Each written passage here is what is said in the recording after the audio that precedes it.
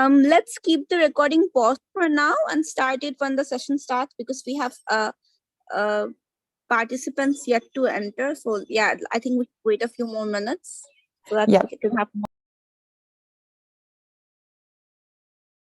Thank you so much. Good afternoon, good morning, good evening, good night, however, whatever you are seeing us today. Thank you so much to ICAT, the International Center for Climate Change and Development, and the Independent University of Bangladesh for inviting CCAP to participate to Gobishona Global Conference, the third annual global conference. This one is focused on locally led adaptation and resilience. And as of today, we'll be presenting presentation related to the mobilization of climate finance at the municipal level. Specifically, we're going to talk about climate finance ecosystem and blended finance mechanism for organic waste management projects in Latin America and the Caribbean. Today, I have the pleasure to be a moderator for this event. In this panel, we're having Samantha Sheen and Diana Rodriguez. I don't know where in the screen you're seeing it. We all work for CCAP. CCAP is a nonprofit organization, which was established since 1985. We're based in Washington, D.C., and we work in various environmental policies. We specifically focus on climate finance, carbon markets, and methane mitigation. And today we are going to talk, as I said, about mobilizing climate finance at the municipal level for organic waste management projects. I have the pleasure to have in this panel Samantha Sheen. She's a senior climate finance associate, and she supports countries in developing countries in implementing the climate finance transparency framework and the carbonization strategies. She has provided tailored climate finance tracking methodologies and frameworks, as well as national determined contributions and DC financing strategies for countries in Asia, Africa, as well as small island developing states, SEAs. She has hands-on experience in securing and executing power generation projects. Prior to CCAP, Samantha worked as a power plant performance and sales engineering at General Electric Power for 7 years, based in Korea, the United States, and France. She provided power plant efficiency improvement solutions and optimized plant performance for customers in Asia, Europe, and Africa. She also works as a climate policy analyst at an NGO, where she conducted advocacy campaigns on climate change and developed policy briefs on identifying climate change issues and carbon neutral strategies in Southeast Asia. Samantha has in her academic background, a master's degree in environmental policy at Sciences Po Paris in France, where she focused on climate finance and project management. She also holds a master's degree in energy systems engineering at Seoul University and a bachelor's degree in chemical engineering at Incheon University in South Korea. She has multilingual skills. She speaks fluently Korean, English, and French. Welcome, Samantha, to this panel. Also, I have the pleasure to introduce Diana Rodriguez, also a colleague at CCAP. She's a senior waste policy associate, and she joined CCAP in 2023 after previously serving CCAP in multiple waste consultant roles since 2018. Diana brings more than 8 years of international experience pertaining to the environmental, technical, and social components of solid waste management and climate change mitigation. Her recent work has focused on international development within countries across Latin America and the Caribbean, addressing environmental and social aspects of waste management, climate change mitigation, and air quality. working within the Climate Change Division of the Ministry of Environment and Sustainable Development for the Colombian national government, and then as part of the Inter-American Development Bank, which is a regional development bank for Latin America and the Caribbean. Diana has experience in developing waste sector policies and regulations with a focus on achieving social and climate co-benefits. She has worked on the development of research studies and the implementation of projects focused on grassroots recycling organizations and their inclusion into formal waste management systems. Diana has also supported preparation, execution, and monitoring of infrastructure projects for the waste management sector. She's an environmental engineer and holds a master's degree in environmental sciences from the Swiss Federal Institute of Technology.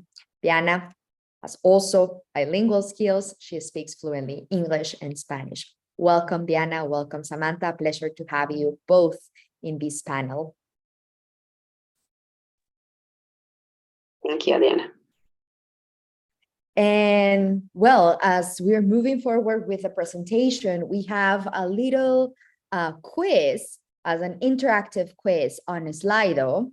And Sam, if you could please help me out. I don't know. I don't see the screen here. I don't know if you're sharing your screen, but if you could please share with the attendees your screen so they can know the details of the Slido and they can help us to answer this quiz.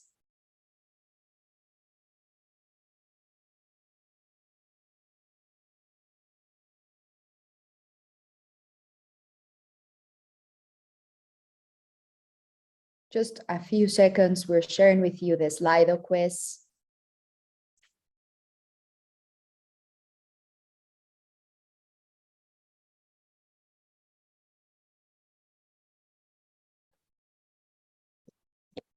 We're also sharing with you here in the chat, so you can join us.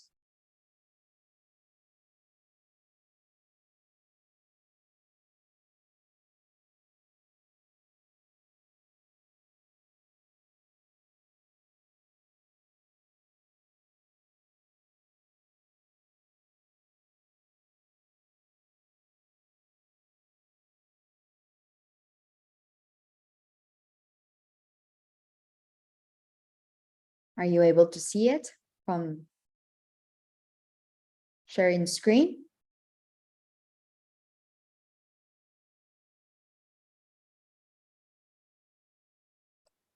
Hi, could you please let me know if you're seeing my screen? I can see it at the end. Thank you so much, Diana. Well, the first question that we have for you, and this is a little introduction for this presentation, is we would like to know if CO2, carbon dioxide, is a unique the unique greenhouse gas in our atmosphere that worsens the greenhouse effect. What do you think? Do you think this statement is correct or incorrect? Do you think this is yes or no? Could you please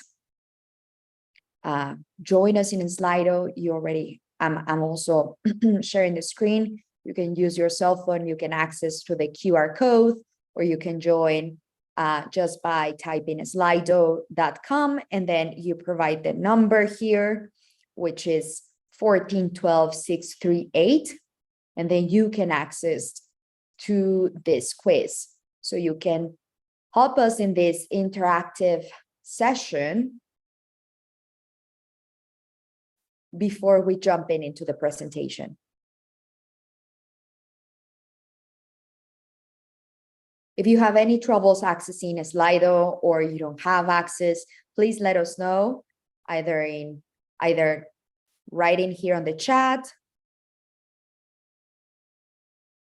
I don't think you can open the microphone, but if you can open the microphone as well.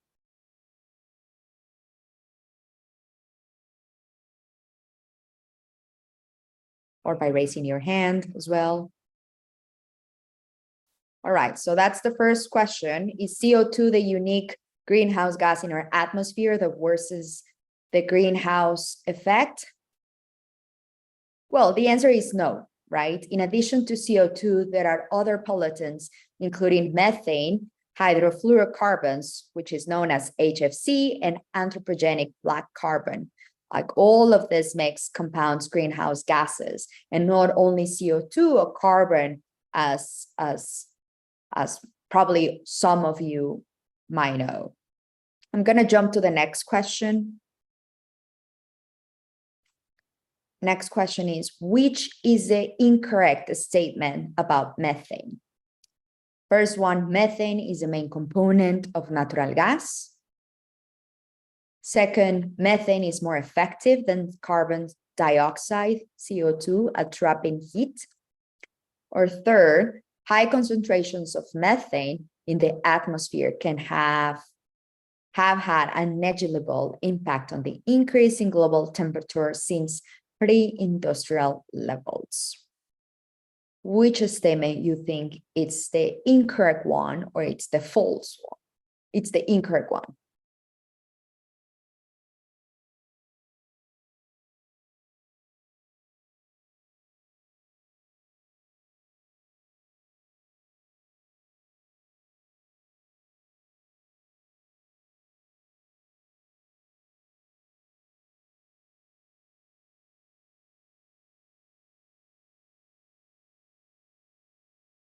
All right, well, answer it's number 3, not next. Oh, we're seeing here answers. Excellent. The incorrect one, it's number 3, not negligible. According to the IPCC, half of the increase in global temperature since pre-industrial levels is due to higher methane concentrations in the atmosphere. The panelists will talk a little bit more about methane gases and the effect on climate change. So let's jump into the next question, please. Thank you. What are the benefits of reducing methane gas emissions? Number 1, it plays a crucial role in climate change mitigation efforts. Number 2, reducing methane more rapidly will be more effective because of higher global warming potential in shorter periods of time compared to CO2 or carbon dioxide. Number 3, methane gas could improve energy security to some degree, as the gas that is recovered can partly replace imported natural gas. Number 4, all of the above. So what do you think are the benefits of reducing methane gas emissions? Number 1, number 2, number 3, or number 4, all of the above?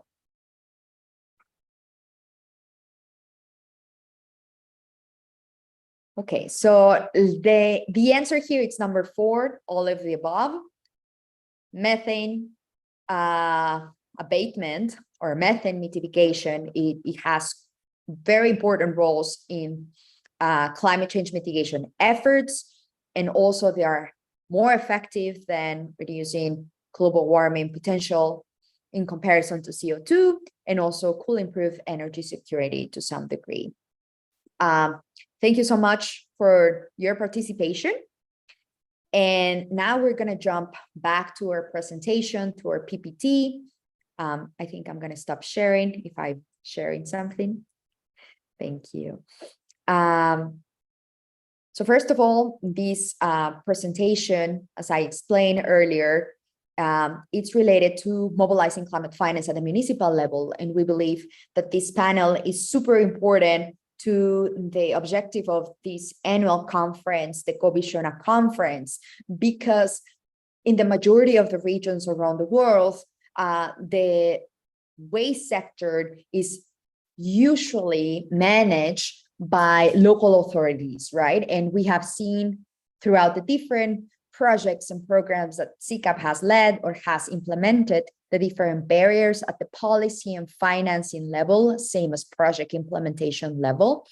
And therefore, we believe this presentation could be very useful for all, for the audience and for people who's interested to get to know more about policies, methane mitigation policies, waste sector policies, and climate finance policies in order to start mobilizing climate finance for this sector. So it is my pleasure to introduce Diana as our first presenter. Diana, the floor is yours. Thank you. Thank you, Adriana. So yeah, let's start the presentation.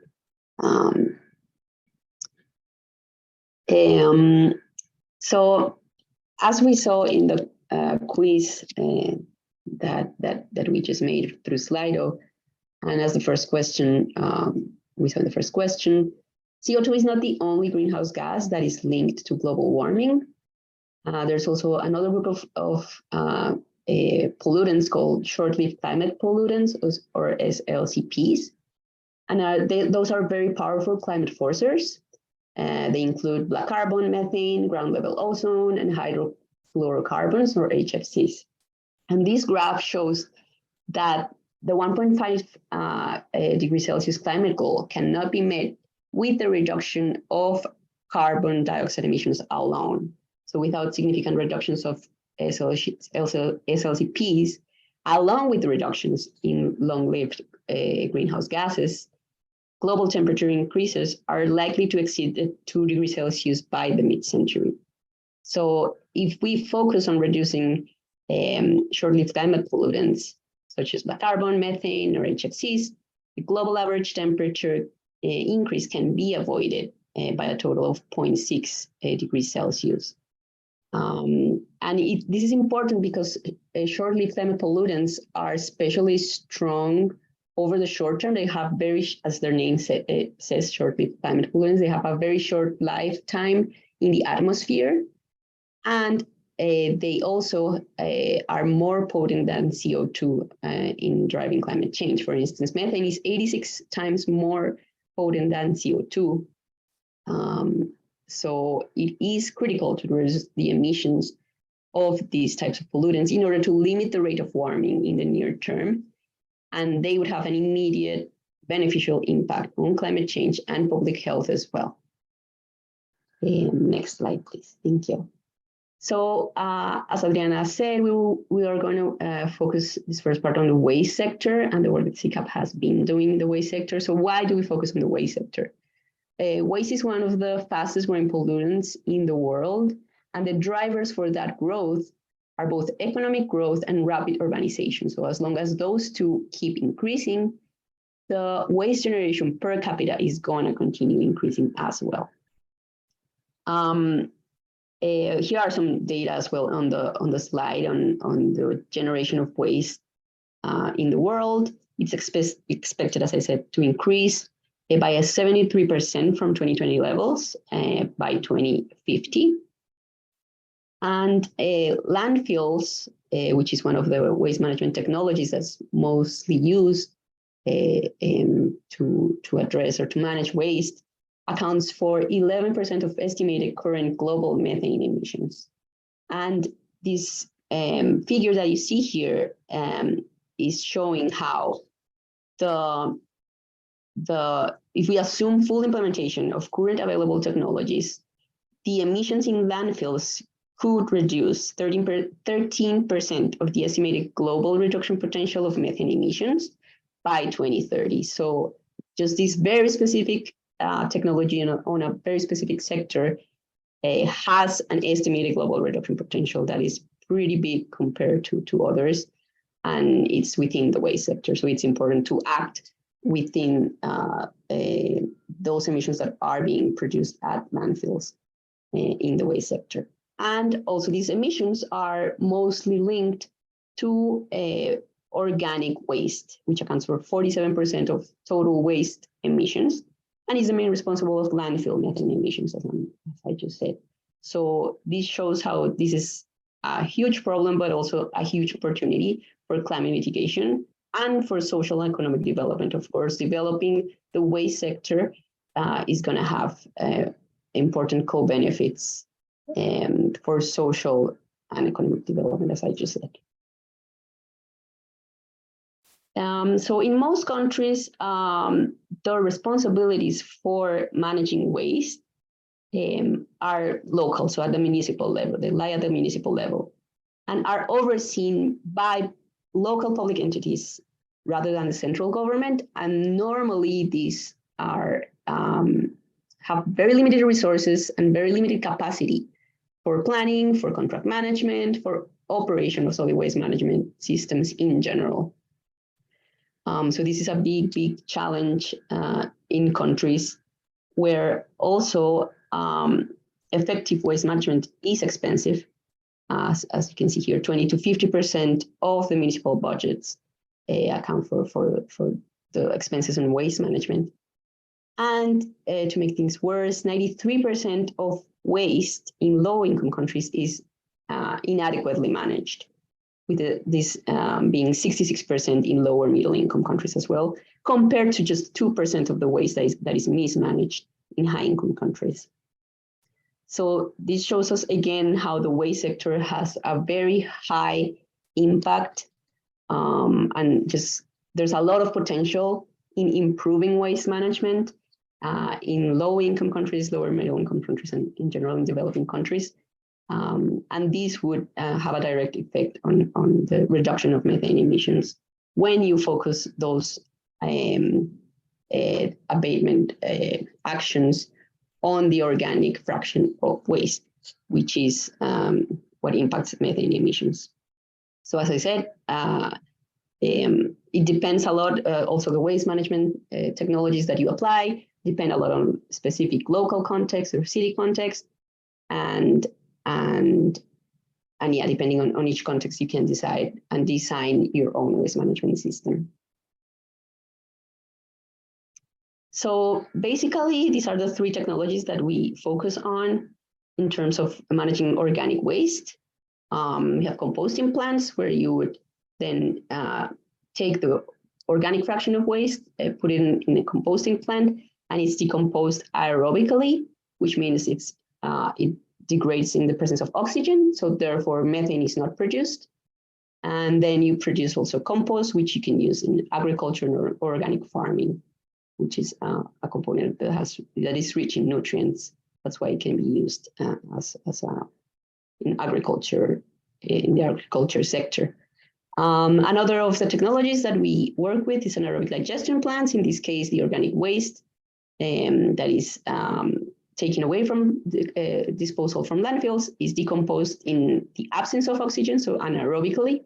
So it does produce methane and biogas. So biogas main component is methane, but this biogas can be captured within anaerobic digestion plants and used to either generate heat, electricity, or to replace directly fossil fuels as fuel for vehicles, for instance. And then the third technology that we work with is landfill gas energy. So at landfill sites that already exist and that are already producing methane emissions, you can capture those emissions, capture the biogas, and again, as in anaerobic digestion plants, use it for industrial applications to produce heat, to generate electricity, or directly converting it to fuel that can replace fossil fuels again.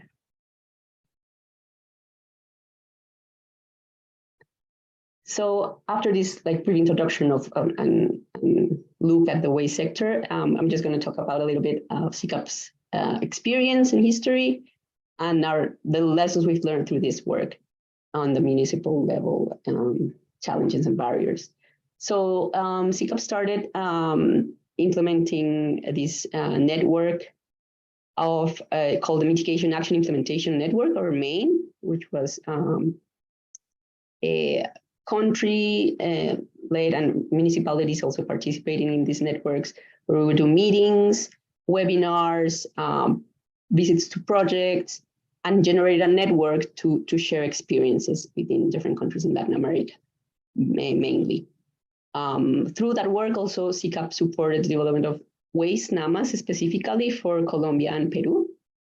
And with the Climate and Cleaner Coalition, also, we developed work on the waste sector. We're a part of the Waste Initiative Steering Committee. We developed grants or projects with grant resources from the CCAC for the development of city strategies, pre-feasibility studies for specific projects, and also created and led within the CCAC Latin America City Waste Network, which is something parallel to MAIN.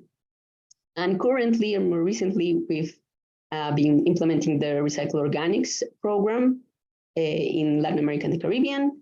which is done through the support of the Global Methane Hub and Environment and Climate Change Canada. And this is more or less how CCAP works on developing these projects and supporting countries. So we initially have identified potential projects for this waste sector. We develop an analysis of policy and regulatory challenges and barriers.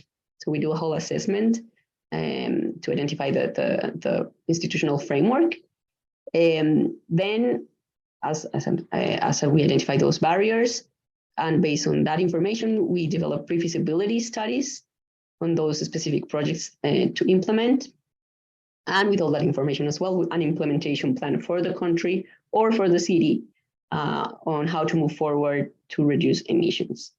That is a tool also to connect municipalities and countries to financial mechanisms and financial sources to be able to finally implement those projects in the end. And CCAP supports also that connection between the proposals and the project designs with connecting those to climate finance. And the main goal is to have those implemented in the end. So for instance, we're working currently with the development of the NAMA in Peru. So with all these lessons learned from all our previous experiences in the country context, we had a successful application to the NAMA facility, 7th call for 20 million euro for their 20 million euro program through the NAMA for Peru in the waste sector, which has a potential to reduce 25 million tons of CO2 equivalent over the next 20 years. And of course, has a great potential for regional replication as well. We also wanted to highlight the South American City Waste Network, which, as I said, was developed under the work with the CCAC, and which goal was to strengthen the collaboration between the cities, building capacities for municipal solid waste management, actors locally, and working specifically on short-lived climate pollutants. So we have participated, we had participants for 23 cities across 8 Latin American countries, including the biggest cities in the region: Buenos Aires, Rio, Sao Paulo, Santiago, Bogotá, and Quito. Some of the activities, we did 2-day conferences where all of these representatives from the governments attended. Within those conferences, we do always site visits as well to operational projects that are actively reducing emissions on the waste sector. And we complement that with webinars on topics that are primarily identified through surveys that the municipalities answer for us. For instance, some of the key topics that we have developed before are listed here. So for instance, communication strategies for municipal solid waste management, trainings in specific tools, such as this one, organic ECS, to estimate costs associated with organic waste management projects, and topics such as financing and cost recovery on the waste sector. Maybe let's go to the next slide, please.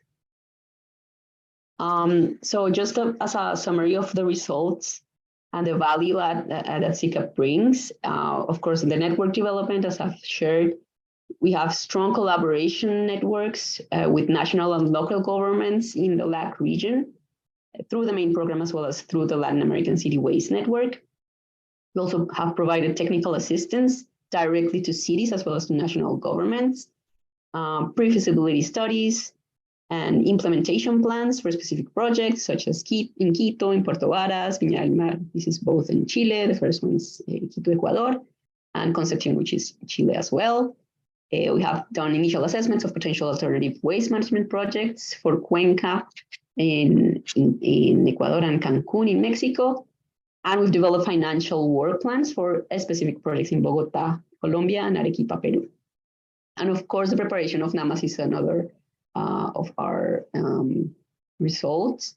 We have prepared NAMAs for the waste sector in several countries in the region, including Colombia's Waste NAMA, which was granted readiness funding from the GCF, and the Peru Waste NAMA, which I already mentioned a little bit more in detail, that has funding through the NAMA facility right now. And another of our ongoing projects is the one under the Global Methane Pledge, which, as you might know, was signed at COP26 in Glasgow.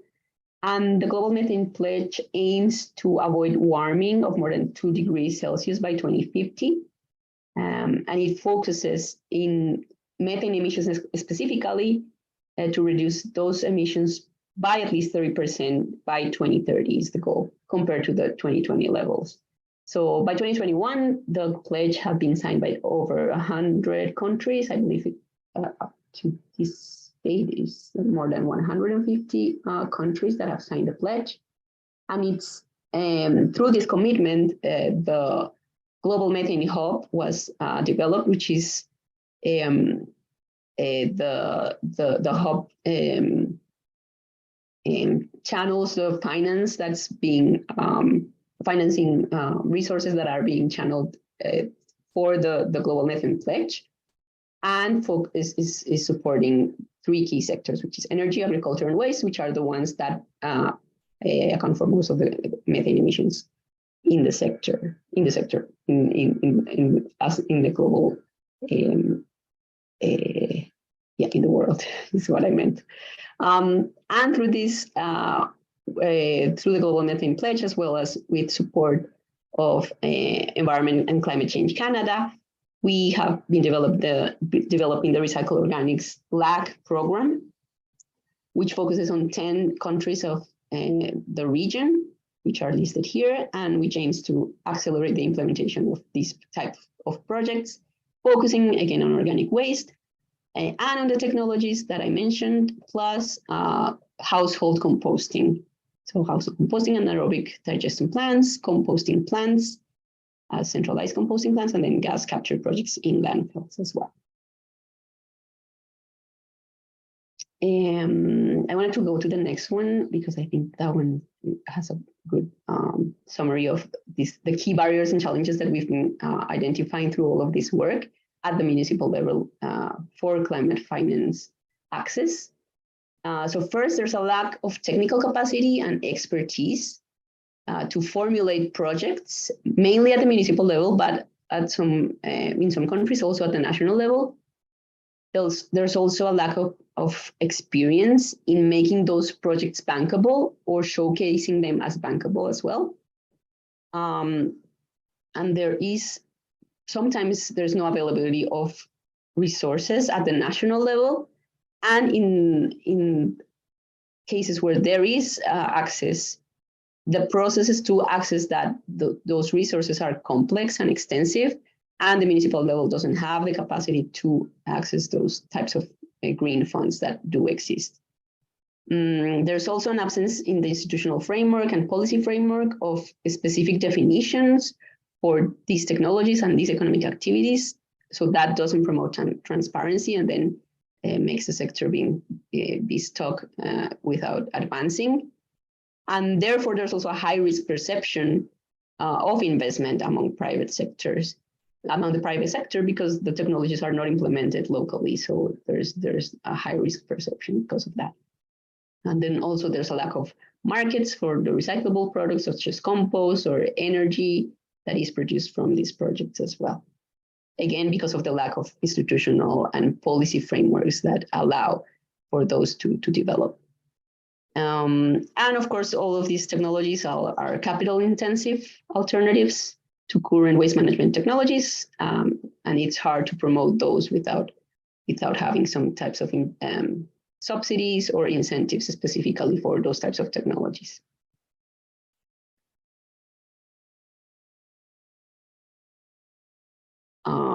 So yeah, that's the end of my presentation. If you have any questions, I'm happy to answer. Thank you. Thank you, Diana. Thank you so much for your presentation. It has been very comprehensive about how methane abatement, methane mitigation is so important, and in the sector, in the waste sector, the importance and the relevance to the waste sector as well. I don't see any questions in the chat, Diana, but I would like to raise one question to you, and then we can move to Samantha's presentation. On the last slide, you were talking about those barriers that are out there in order to finance projects for organic waste or waste management at the municipal level. And this is a conference that we are focusing on the locally led actions, right? And this question is regarding basically, right, based on your experience and CCAP's technical assistance, right? What are those, I don't know, one or two main financial and policy barriers that you see for project financing and project implementation at the local level? We know that this is like a huge ecosystem. This is something that Samantha will explain later in her presentation, but what do you think are the two main ones at the local level that are those two barriers that are hindering project finance and project implementation? Over to you. Yeah, thank you, Adriana. I think one of the main barriers is, as I mentioned, the local capacities. So most of the time, municipalities have very short staff or focus specifically on waste management, and not only they have to develop these waste management systems and try to include sustainable technologies in them, but also try to get investment to be able to implement those technologies. And with this low capacity, there's huge challenges to develop projects with new technologies, and that the municipal level doesn't have the technical capacity to design and develop those projects and to present them to access finance from the national level or from the banking, multilateral, or banks or private banks even. So there's no capacity at the municipal level to develop those projects, to make them, to design them to be bankable. And there's also a huge gap between the national and the municipal level, it's like a disconnect where whenever you do have access to resources from the national level, maybe a fund specifically designed for waste management projects, the national level sets these very specific conditions to be able to access those resources. And again, the municipal level doesn't have the resources to develop a project that's going to be accepted and that's going to be approved for those resources to go into the municipal level.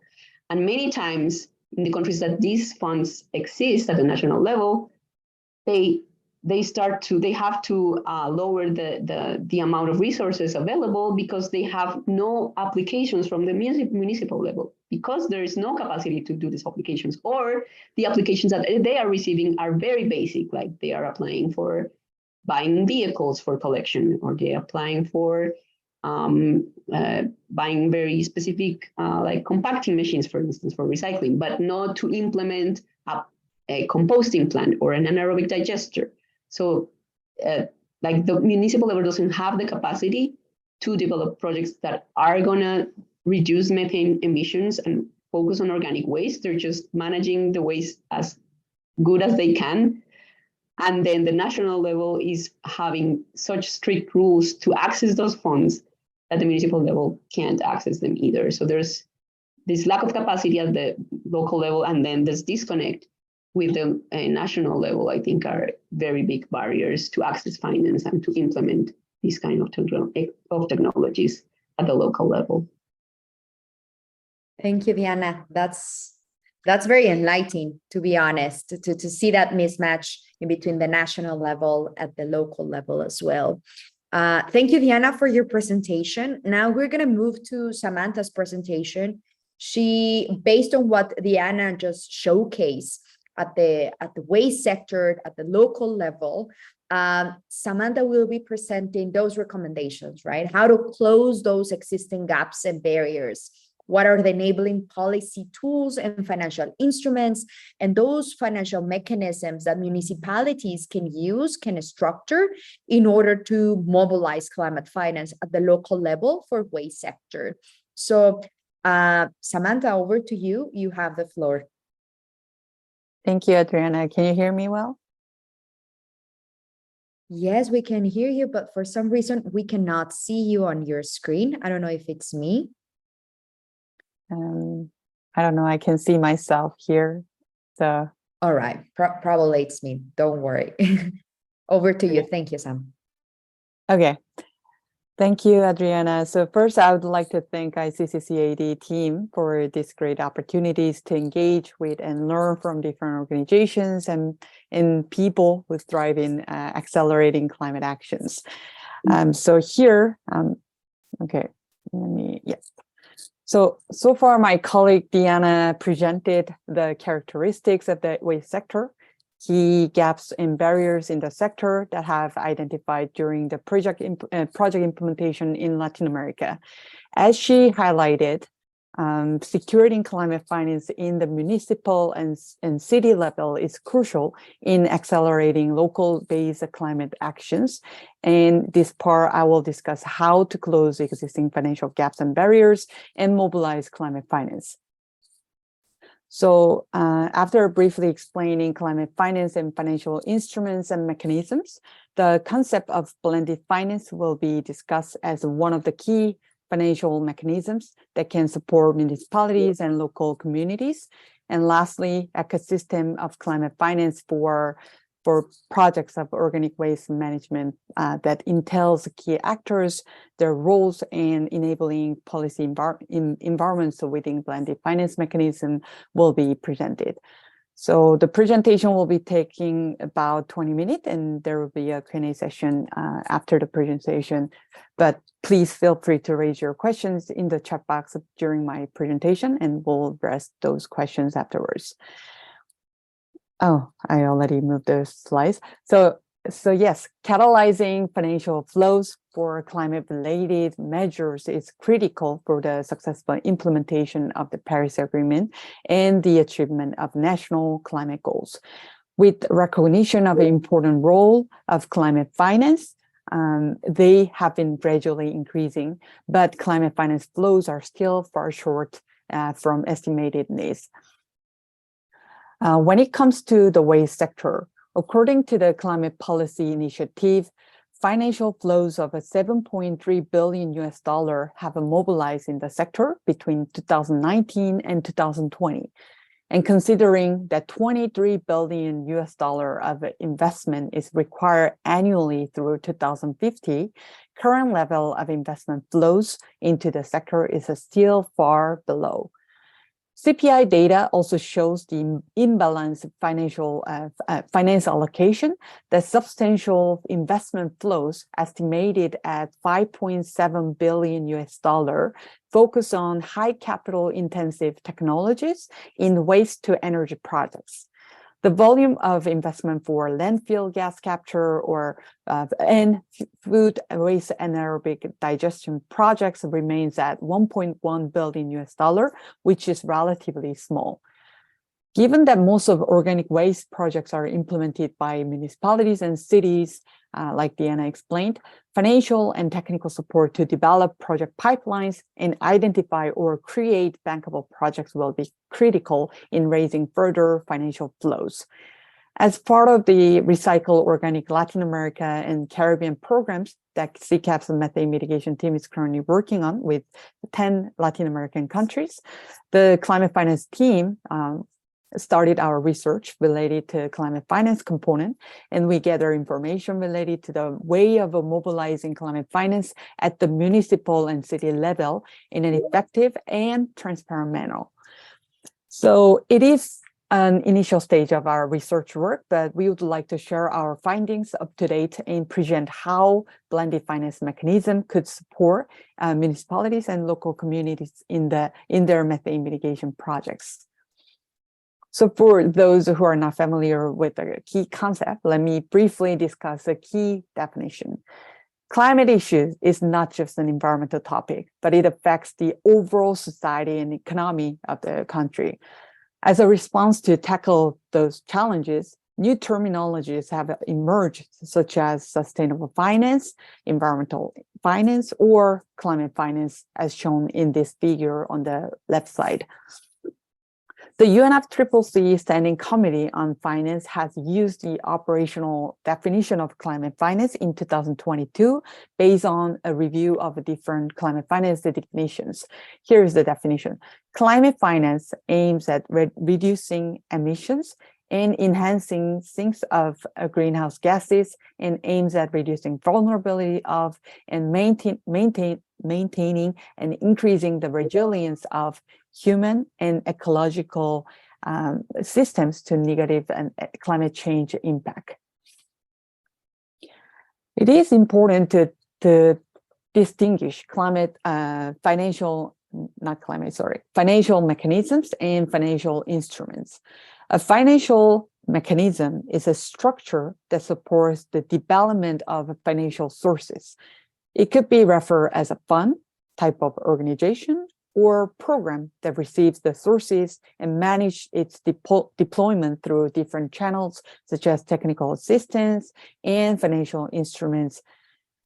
And climate finance mechanisms include climate funds, policy or result-based financing, national or investment flow, international funds, blended finance, and public-private partnerships, we call PPP.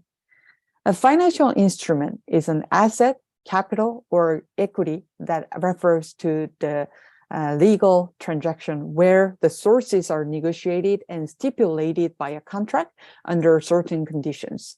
It has a specific timeline and repayment conditions.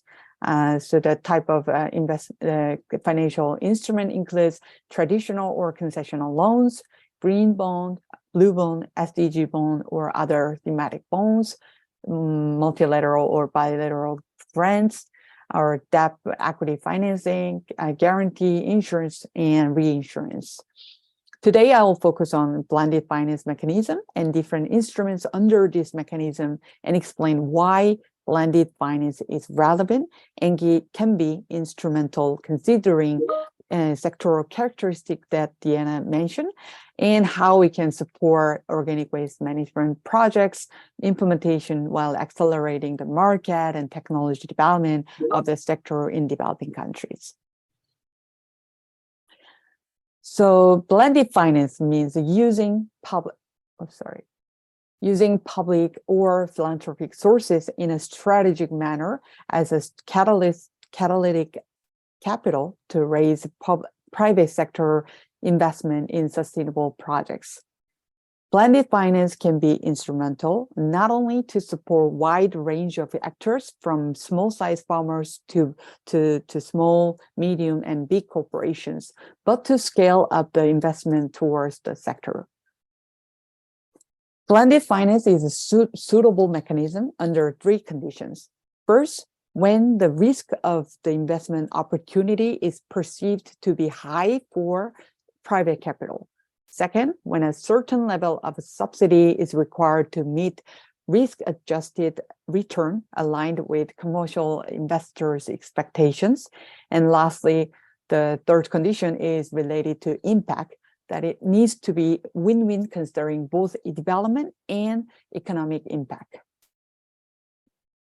Blended finance is a strategic mechanism, as I said, and at the initial stage, when market is not mature, public sources and public policy instruments can be used to develop bankable projects ready for investment and allocate capital in under-penetrated market and sector.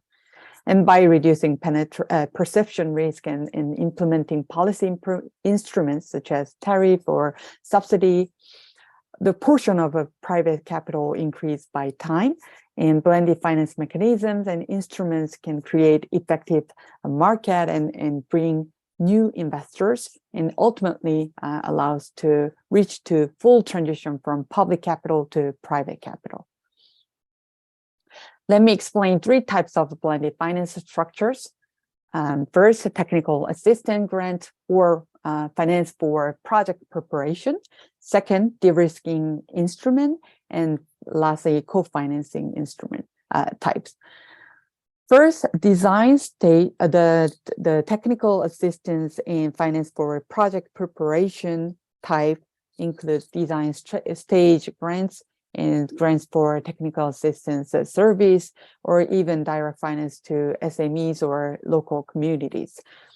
Design stage grants or grants for technical assistance can be provided by public entities, including the federal governments, states, public banks, or international organizations that can be used as seed capital. These grants can improve bankability by providing pre-commercial funding, and technical assistance grants specifically focus on training and building technical capacity of investees and other stakeholders. These type of grants can be useful, particularly at the municipal level, as organic waste is managed at the municipal and local level, as I explained earlier, and strengthening capacity and readiness of the local practitioners and stakeholders will help manage and implement waste projects in a more efficient manner with a better understanding of financing and technology option. Let's move on to the second type, de-risking instrument. It includes concessional capital, guarantee, or insurance. Concessional finance is to provide favorable terms on equity or debts at below market rates. Multilateral or bilateral donors, development financial institutions, we call DFIs, or philanthropic funds can provide concessional finance. Loans or repayment guarantee or insurance scheme provided by private donors can help private investors achieve investment grade rating. This is the rating that signifies that a capital presented a relatively low risk of default. De-risking guarantee also motivate the engagement of a long-term capital private investors such as pension fund or insurance companies by providing an extra layer of protection for the beneficiary of a service. Co-financing includes a direct debt or equity investment and also the green or result-based bond. Governments, municipalities, philanthropic funds, or impact investors can attract commercial banks or investors using market incentive and finance towards the sectors that require innovations, for example, using impact bond. And by guaranteeing the pricing of the product above the market price using tax incentives, such as a tax credit or a tax exempt, investors remove elements of market uncertainty by locking in a margin. So table below here shows relevant actors and their roles within the structure of blended finance. It's very, I hope it's not very small and you can read. So there are several actors involved in this structure. First is international institutions that include multilateral or bilateral donors or other international organizations. They can provide a co-financing and technical support, and also they establish international rules and regulations such as sustainable finance taxonomy and also carbon pricing frameworks and rules as well. There is also academia and NGO who provides research and development support and also other technical support together with international organizations. They can also do this advocacy work, such as influencing on equity prices or also influencing the corporate rules. And lastly, some of the NGOs can issue the renewable energy credits. So that's the role of academia and NGOs.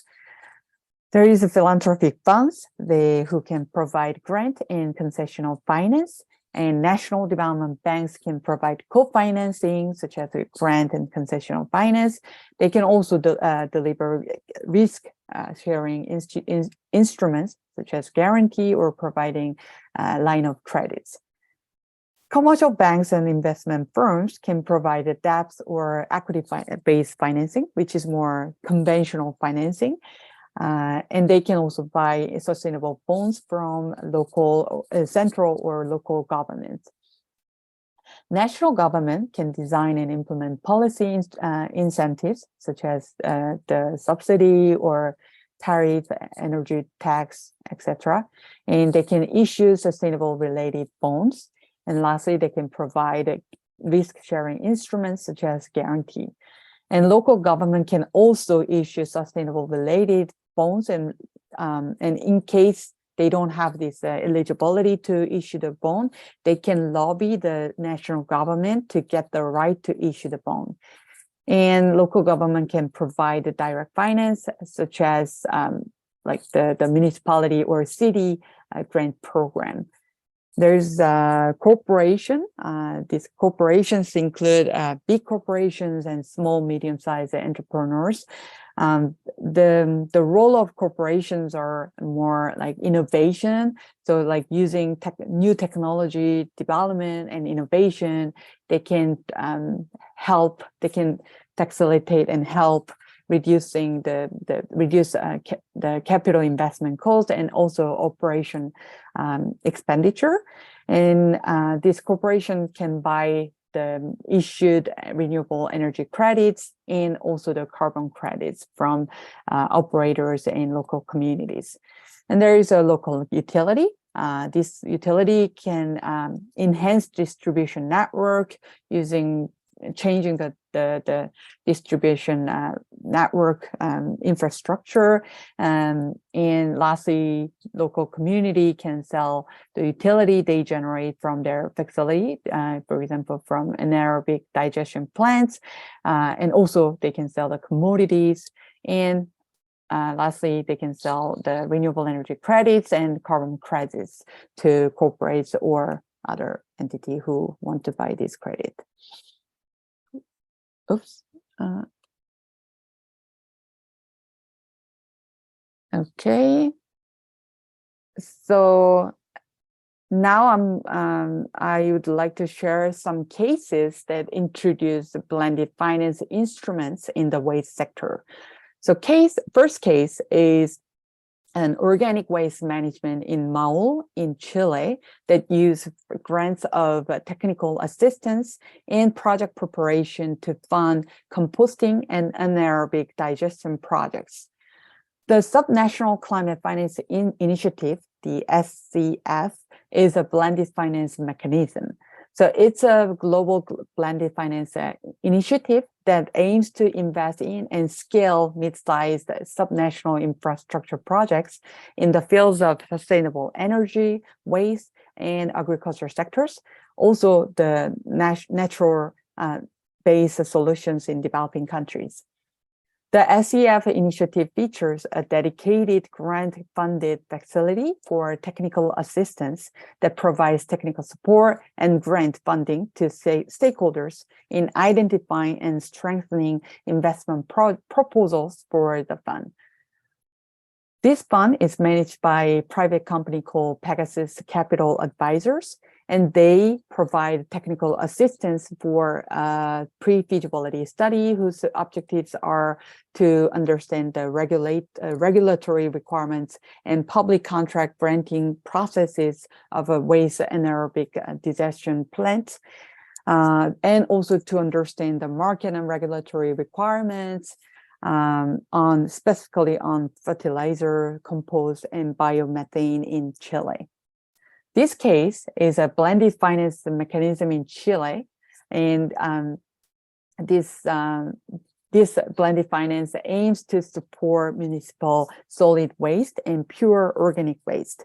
And using this TA grants, it's expected to identify bankable projects and pipelines which will attract additional private capital. The second case, let me just flip. Okay. The second case shows how blended finance is used as a de-risking and co-financing instrument in South Africa. Climate Fund Managers, CFM, a leading blended finance fund manager, was created as a joint venture between Dutch Entrepreneur Development Bank, it's a FMO, and Salam Infra Work, a platform company of Africa's leading financial service group. CFM support in raising public and private capital for climate finance in a blended structure, while addressing gaps such as a lack of a well-developed asset or the long timeline involved in obtaining project finance for construction. So in this structure, first $9.77 million from development finance institutions were financed. So these DFI, development finance institutions, had a mandate of contributing to climate action while mobilizing commercial investors. So the DFI DFI financial instrument is not specified policy, but in general, the multilateral banks or DFIs could improve risk return profile by acting as a lender. So bank and institutional investors benefit from this, their tax exemption, preferred creditor status, or immunities. They could also lower the cost of financing by providing loan guarantee, and this will attract a larger number of potential lenders. So using this $9.77 million DFI financing, additional $38.5 million of a co-financing between DFI and private financial service group is raised under the blended finance fund managers, the CFM. So CFM provided equity funding using this blended finance to Bio2Watt Energy Holdings, a developer of waste to value projects with a pipeline of opportunity to generate renewable energy. This case shows the DFI, the development finance institutions finance, can how this DFI financing can help create blended financing and increase private financing by reducing investment risk of private sectors.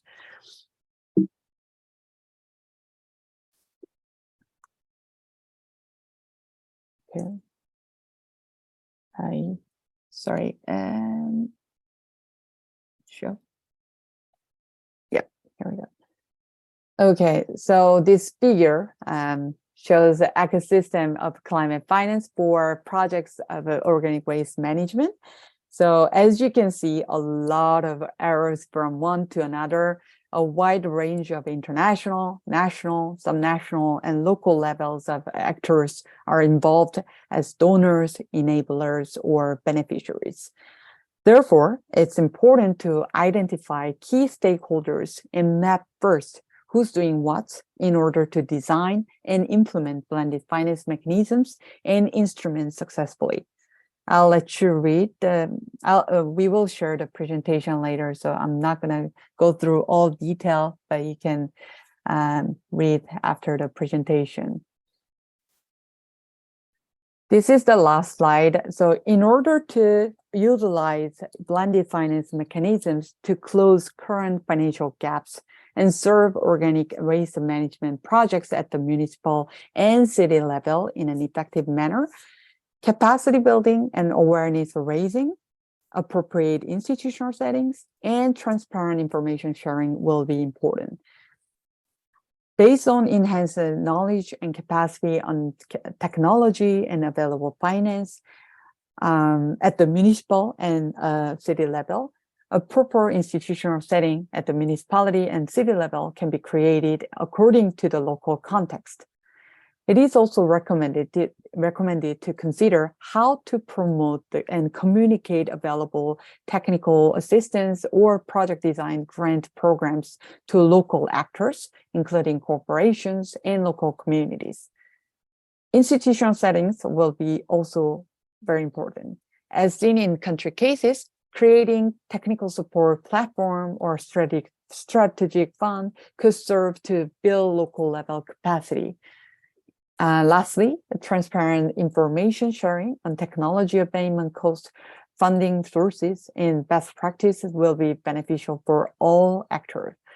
for donors or investor perspective, they can identify financing gaps and opportunities and determine which technologies are unfinanced and to better allocate those their resources towards those sectors or projects or even technologies. From the local corporations and entrepreneurs, operators, or farmers' perspectives, they can learn from each other and enhance commercial viability as well as climate resilience by sharing good practices and lessons learned. One way will be to set up information sharing platform at the municipal or city level to engage with all local levels. That's all from my side for the presentation. I'll give the floor to Adriana, who will continue the moderator. Thank you, Samantha. Thank you so much for explaining such in detail the different components, well, breaking apart the definition of climate finance, right? Financial instrument, financial mechanism, what is blended finance, the different components, the different actors, showing the ecosystem of climate finance and how the different actors interact in this ecosystem, and specifically showing that blended finance mechanisms can be viable. And there are some examples on the international level and national level to showcase how it's important to actually put together all different pieces and all different actors to make project implementation and project financing for this specific sector, which is organic waste and waste management. Some key messages that from your presentation, Sam, that I was able to go through while you were talking is that mobilizing climate finance flows towards organic waste projects is indispensable given the existing financial gaps in the sector, the waste sector. Also, you mentioned that considering the sectoral characteristics of the waste sector, blended finance mechanism can play a key role in increasing the number of bankable projects and attractive private capital, which are the two key barriers that Diana explained in her presentation. Other thing that you mentioned as well is that blended finance mechanisms at the municipal level, local level, such as technical assistance grants for a staff of municipalities, will allow municipalities to provide appropriate policy instruments for local actors with small ticket sizes and risky borrower profiles. Also, another barrier that Diana explained very well, and that you are showing how blended finance will help to overcome these challenges and these barriers. Once again, if any of the participants or attendings would like to raise a question, please use the chat or open your microphone. And since I do not see any question so far, I'm going to jump with the first one, Samantha, if you agree. And the question will be, Samantha, could you please share why blended finance is the financial mechanism or a financial mechanism suitable for project finance at the local level? Thanks, Adriana. I think Diana and I mentioned multiple times, but let me just repeat again. So why blended finance can be very useful, specifically for supporting organic waste projects. As Diana said, upfront costs for new technologies such as anaerobic digestion plants are really high. So the full cost may not be covered by only grants or other public flows, especially in developing countries. But public finance is key. So public finance is still key as a leverage because of high level of initial cost, the capital expenditure of new technologies, and also project revenue stream at the earlier level is not really viable. The role of public finance and intervention with either co-financing or providing the concessional funds is really key in catalyzing the private sector finance.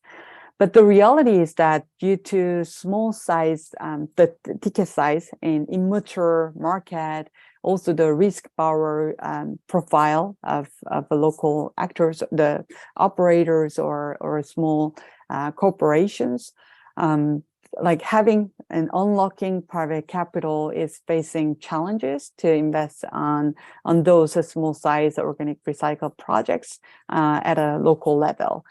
Therefore, and this kind of blended finance vehicle could catalyze the participation of a private capital and close current financial gap.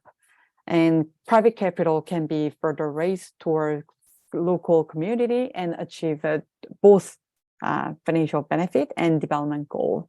And this private investment raised by this blended finance vehicle allows local actors in developing countries with low income to consider a wide range of technology options, apply new technology with engineered and sustainable waste management rather than short-sighted or cheap technology options, and allow them to scale up and upgrade their existing facilities.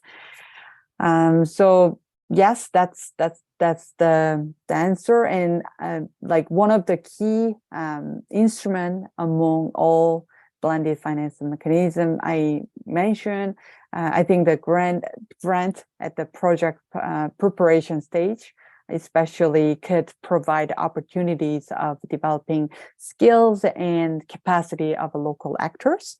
And blended finance instruments of this TA, the technical assistance grant, could support this area, like providing the appropriate policy instruments and financing sources for local actors such as SMEs and rural farmers as well.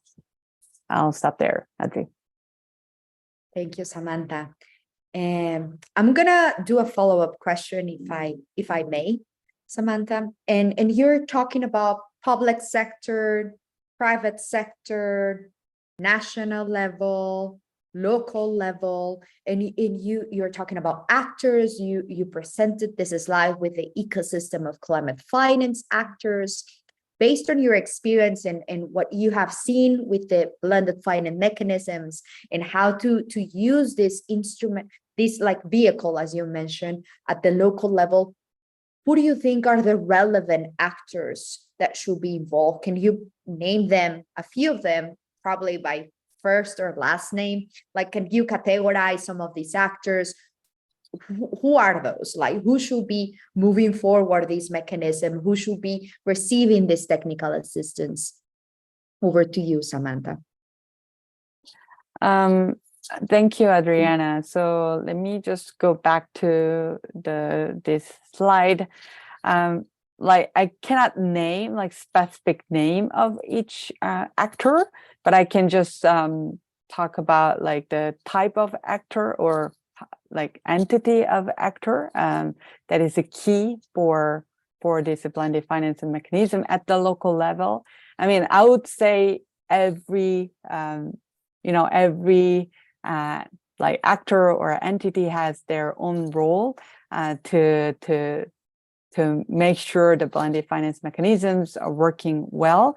But the key actors at the local level would be the local government, which is the municipality and cities, because they are the one who can get the finance sources from central government and also international organization. They are sort of the bridge role who can communicate from like both international level and also national level.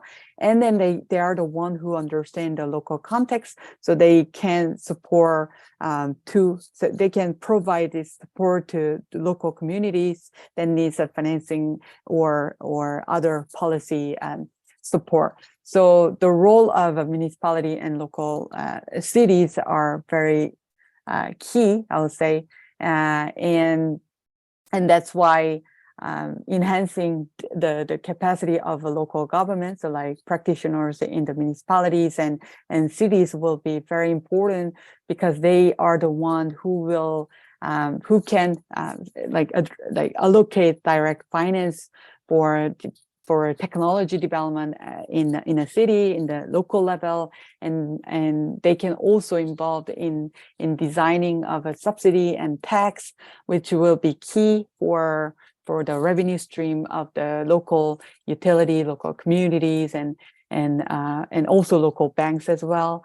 So I would say they are the one. And also I said like the local banks and investors, I mean the based on the public sector's support, like using this concessional rates, guarantee or co-financing that I mentioned, they are the one who can like really leverage this public finance and accelerate this. I mean, like unlocking their finance and how do I say, like increase their financing using like debts or equity financing to local companies and operators and also local communities like farmers.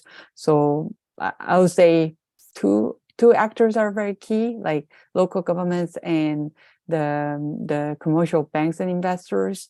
But yeah, it's just based on my research and experience. So please feel free to engage and share your thoughts if you want to share your thoughts. Yeah, I'll stop there. Thank you, Samantha. Very interesting. I do not see more questions here on the Q&A window. I don't know if any of the attendees would like to raise a question, either raising their hand, opening their mic, or just writing down your question. And if we don't have any more questions, Samantha, I would like to thank you for your time, for doing this research, for presenting everything in a very like a structured way. You walk us through climate finance definition, financial instrument, financial mechanism, the definition of blended finance, the different components, and when and how blended finance is used, which are the different actors and the roles in using this mechanism. Also, this is totally connected of what Diana presented at the beginning, which is why we're talking about methane mitigation. Why is this greenhouse gas important for also climate change, and why the waste sector and organic waste is a very important sector, but mostly at the local level, and what are the high costs that the local actors at the municipality level have to face in terms of project finance, project implementation, the key barriers at the policy level, at the finance level. Once again, thank you, Samantha. Thank you, Diana, for putting together this presentation. I would like to thank also to the attendees, the participants, the organizers, especially to the International Center for Climate Change and Development, ICAT, and the Independent University of Bangladesh for making this event possible. And thank you all for your time, for being connected with us. And either if you are watching us live or recorder, thank you all. And well, I believe you have our contact information. And if not, we are happy to share contact information. Our website is www.ccap.org. You can also find us on social media. Thank you all and have a great day. Thank you very much. Bye-bye. Thank you.